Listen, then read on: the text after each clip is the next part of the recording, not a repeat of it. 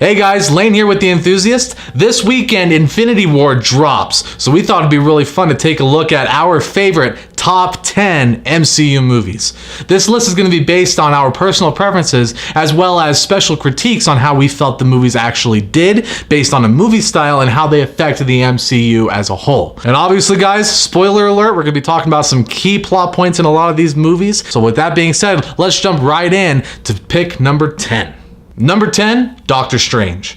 Now this was actually really cool. It was another case of Robert Downey Jr. syndrome, like in Iron Man, how he looks just like Tony Stark. He looks exactly like Doctor Strange. Great casting choice with Benedict Cumberbatch. Hell, the whole movie was cast great. All the actors did a great job. The visual effects were really strong.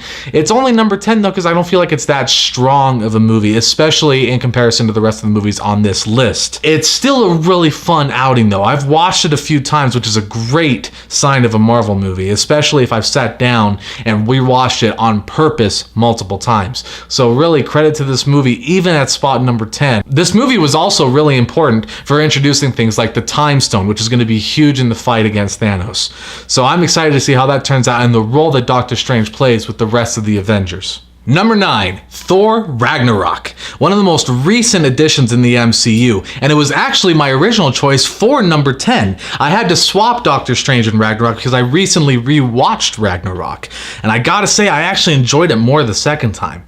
My first time around, I thought it leaned way too much on the comedy, but it had good comedy. I thoroughly enjoyed the movie, otherwise it wouldn't have even made the top 10 list. It was a great movie, I just didn't like how much the MCU was starting to push onto the comedy aspect in their movies. These are action movies, and yes, humor has always been in the MCU, but it felt like that they were riding too hard on the first Guardians movie success, if you know what I mean. On my second watch through though, I was even more dazzled by the visual style and effects. I actually appreciated the comedy more, and it felt stronger as a movie, even not watching it in theaters. So I had to bump it up a notch. You can see how Chris Hemsworth really made this role his own, and how he's evolved the character. You can even see in interviews how much he appreciates Thor Ragnarok's character development for Thor and all the other characters that are based in that pocket of the universe. You can even see in some interviews that he talks about how he asked the Russo brothers to not write Thor like traditional Thor, but rather write him as the new Thor, because that's really how he has felt he has performed the strongest in the MCU. And you know what, frankly, I can agree. Number 8, Captain America, First Avenger. This movie was the one that sold me on the MCU.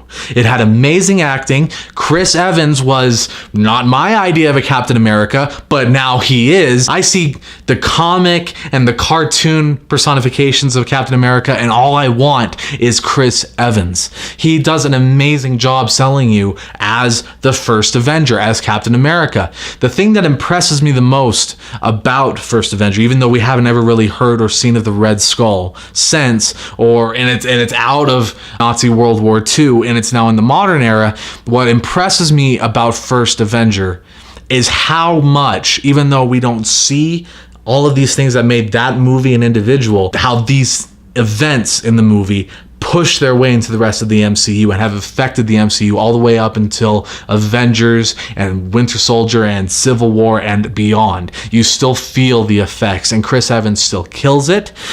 Sebastian Stan as Bucky Barnes still kills it, and this was the movie that just made me really excited for the MCU. Number 7, Iron Man. Holy hell, talk about Vanguard franchises. Talk about Vanguard movies coming out and holding up everything, starting everything. This was one hell of a blast. Kind of like when Iron Man blew up that tank in that first fight against the terrorist organization. Holy crap. This movie was phenomenal, and it still holds apart. No one actually thought that this was going to be the franchise that it is today, but this movie still held its own, and this movie started everything. So with that, with it being the Vanguard, with it being a fantastic movie, having a fantastic cast, having a fantastic director with Jon Favreau, and back to the cast with Robert Downey Jr. and Jeff Bridges, and I'll even give Gwyneth Paltrow a shout out, why not? It's just an amazing setup, amazing set piece, amazing characters, and they nailed it every step of the way. Bravo to the first Iron Man. You guys started something and none of us saw it coming. And number 6, Avengers Age of Ultron. This was a great way to follow up not only everything else in Phase 2, but also the first Avengers movie. Now, did it beat the first Avengers? My personal opinion, no. But it's still a great outing. It's always fantastic to see the Avengers come together in any scenario, in any way when they just breach over. It's some sort of really cool high that you get because, again, this franchise is so unique in how it started this whole multi-movie setup. And it has great action, great comedy. It has great additions like Scarlet Witch, Elizabeth Olsen. Great job. You're a welcome addition to the Avengers family. And it's really fun to watch on repeat again and again. And Ultron is actually a really cool bad guy. And James Spader, who honestly I haven't really ever seen too much of, he nailed it as the voice of Ultron. Seriously, I mean, reportedly, he scared the people on the set with his voice and his performance. When you're able to scare people just because of your performance, when you're looking like a goofball, that just shows amazing talent. And it shows in the movie. Even with a CG bad guy, Ultron kills it. James Spader did a great job as the villain. The team up, as always, is awesome. It's always a fantastic feeling to see all these characters and actors come together. So props to Age of Ultron. Rounding up our list at number 5, Captain America: Civil War.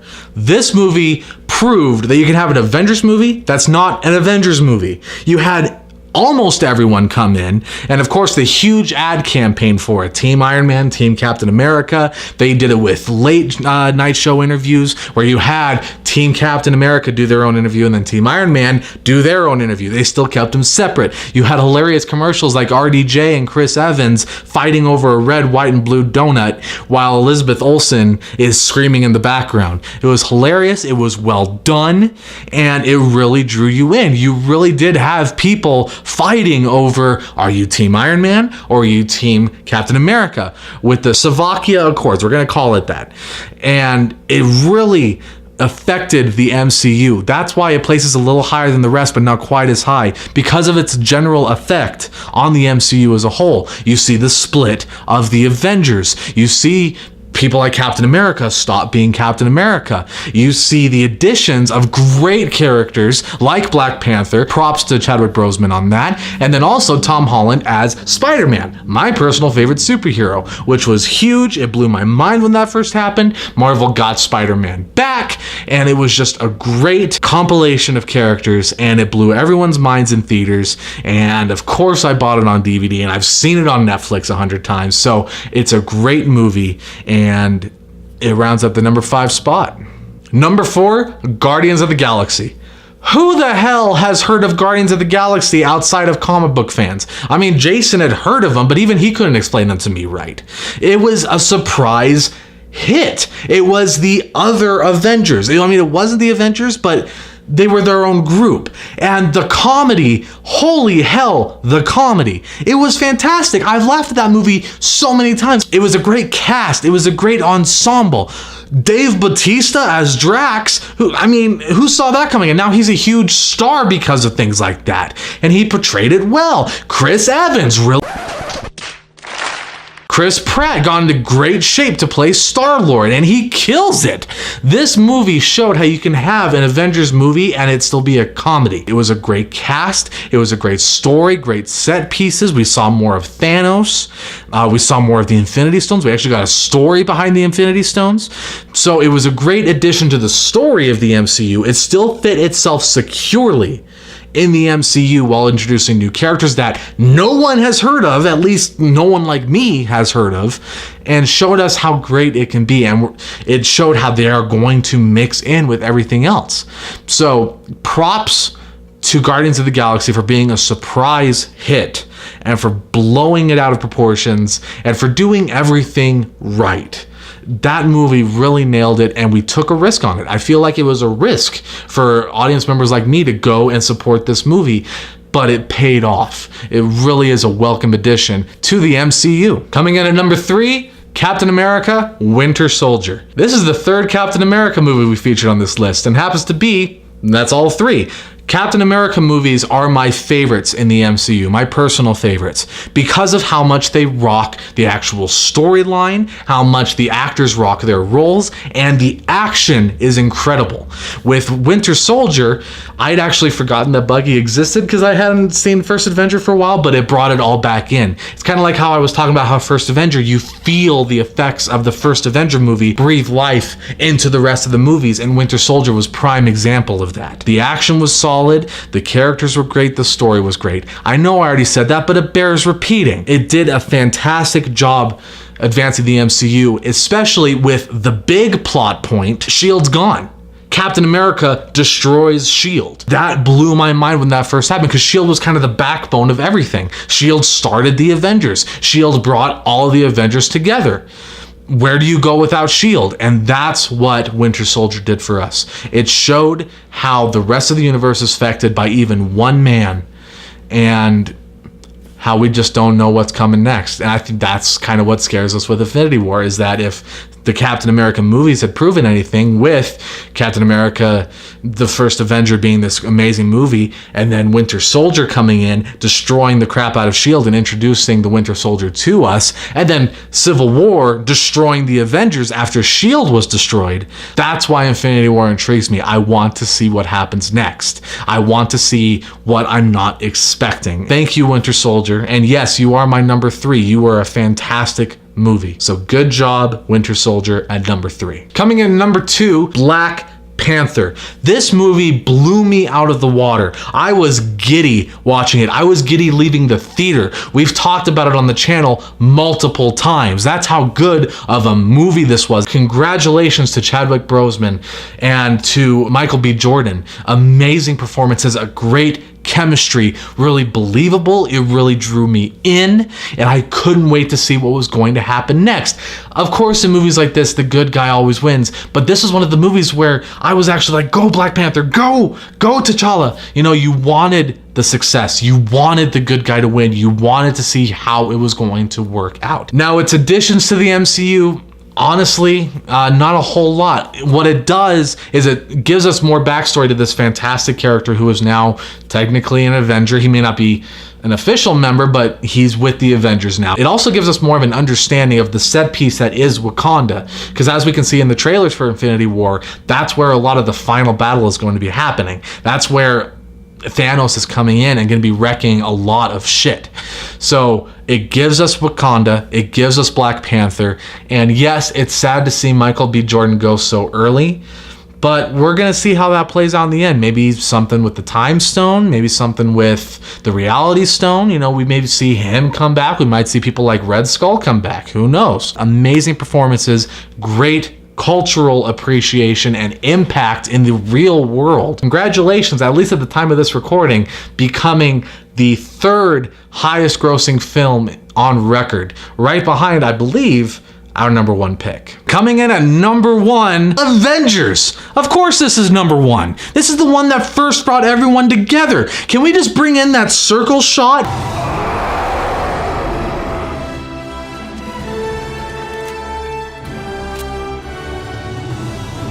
It's that scene right there is going down in cinema history. This movie is going down in cinema history. It's one of the highest grossing movies of all time. It's an amazing cast of characters, amazing story, great fights, great set pieces, and to this day, I'm going to watch it and I'm going to be giddy and I'm going to be giggling because of how cool everything is and at the jokes and the cool fight scenes, and I'm going to get hyped up. I'm getting hyped up talking about it right now. If you haven't seen Avengers or living under a rock, this movie is incredible. Congratulations to Marvel on making this fantastic achievement of a movie. Congrats to them on making the MCU happen and proving it with this movie. This really just launched everything. Iron Man may have started it, Avengers catapulted it into the stratosphere. This is truly an amazing movie.